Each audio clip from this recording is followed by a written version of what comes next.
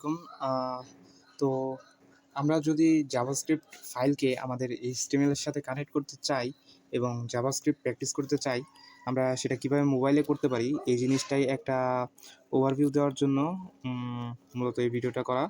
তো এইখানে যা আছে আমাদের কিছুই দরকার না, সব কিছু সিলেক্ট করে ডিলিট করে দিলাম। নতুন করে আমরা লিখব HTML। তো আমরা HTML5টা ইউজ করব।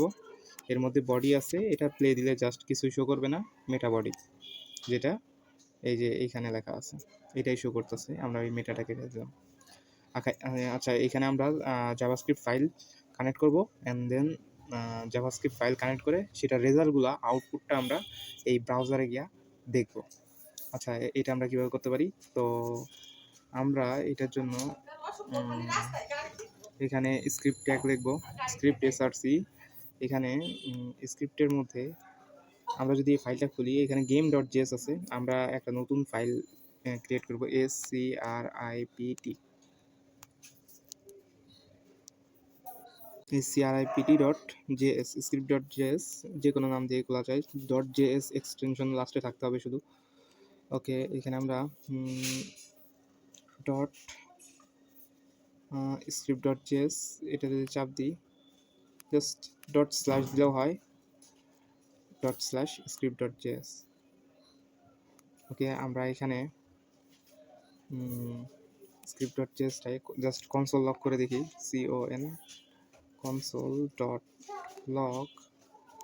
console.log কত, আমরা একটা নাম্বার console.log করে দেখি 10। ওকে, এইখানে যদি আমরা কনসোলটা ওপেন করি তো আমরা এখানে 10 দেখতে পাচ্ছি। তো এভাবে আমরা জাভাস্ক্রিপ্টটা ইউজ করতে পারি। আমরা চাইলে এই যে আমাদের ডকুমেন্ট, এইখানেও আমরা আমাদের রেজাল্টটা দেখতে পারি। যেমন আমরা এখানে একটা পি ট্যাগ নিলাম, পি ট্যাগের একটা আইডি দিলাম, এটা একটা আইডি দিলাম। দেন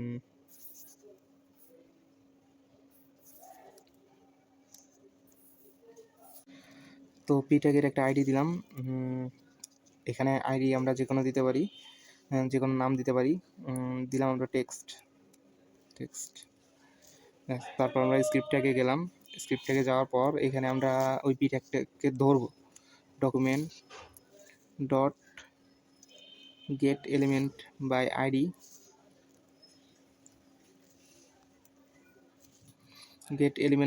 ইউজ করতে পারি, বা ক্লাস নেম হবে না, আইডি ইউজ করতে হবে। গেট এলিমেন্ট বাই আইডির মধ্যে আমাদের ওইটার নামটা জাস্ট দিতে হবে। ওইটার নাম যেন আমরা কি দিয়েছিলাম, টেক্সট। এটার মধ্যে আমরা লিখবো হলো টেক্সট, টেক্সট। যদি আমরা এটা দিয়ে ডট ইনার HTML দিই, ইনার HTML ইকুয়াল কি হবে, 10 হবে। তো আমরা এটা দিলাম, দেখি আমাদের কাজ করে কিনা। ইয়েস, আমাদের কাজ করছে, এখানে 10 শো করতেছে।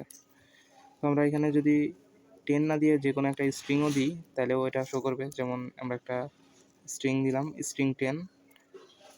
আচ্ছা, 10 টাকা দিই।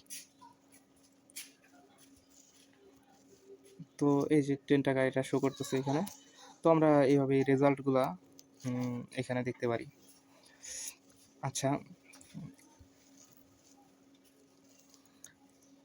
আমরা এখানে চলে ডাইনামিকভাবে জাভাস্ক্রিপ্ট দিয়ে কোনো ক্লাস অ্যাড করতে পারি, রিমুভ করতে পারি, কিংবা